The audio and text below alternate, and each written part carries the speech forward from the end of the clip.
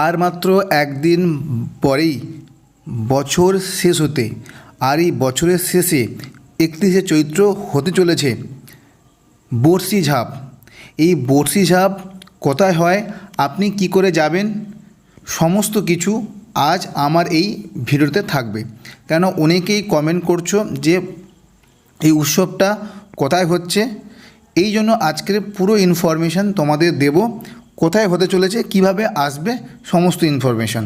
প্রতি বছরের মতন এবছরও 31শে চৈত্র এই উৎসবটা কিন্তু হতে চলেছে।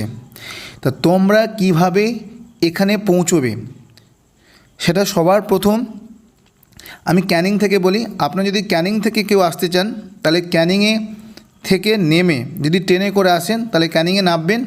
নেমে ওখান থেকে বাস বা অটো আপনি পেয়ে যাবেন, নিয়ে আপনি চলে আসবেন সোজা চুনোখালি। আপনি বাসও পেয়ে যেতে পাবেন এবং অটোও পাবেন। তা সোজা চলে আসবেন চুনাখালি অটো স্ট্যান্ড বা বাস স্ট্যান্ড। ওখানে আসলে নদী দেখতে পাবেন, ঠিক ওখানে একটা খেয়া পার হয়, শম্ভুনগরের খেয়া।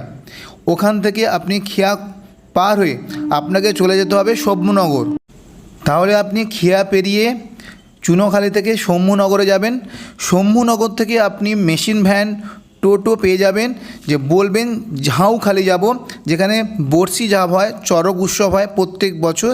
জায়গাটার নাম হচ্ছে ঝাউখালি।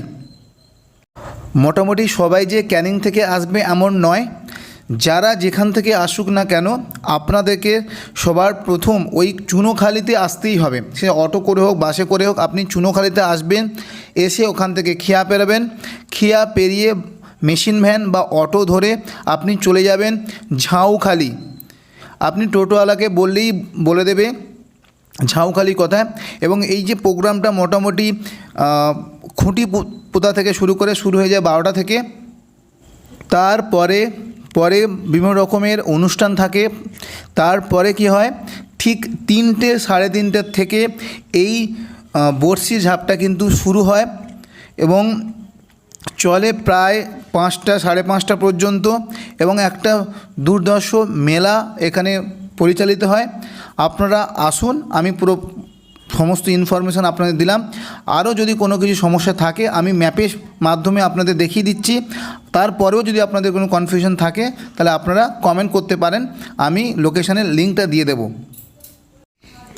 দেখুন ম্যাপের সাহায্যে আপনাদের দেখাচ্ছি। এই যে দেখছেন চুনাখালি ক্যানিং রোড, আপনাকে মোটামুটি চুনোখালিতে আসতে হবে। আসার পর আপনি এখানে দেখতে পাবেন চুনোখালি ফেরিঘাট। এই ফেরিঘাটটাকে পেরিয়ে আপনাকে আসতে হবে এই শম্ভুনগর।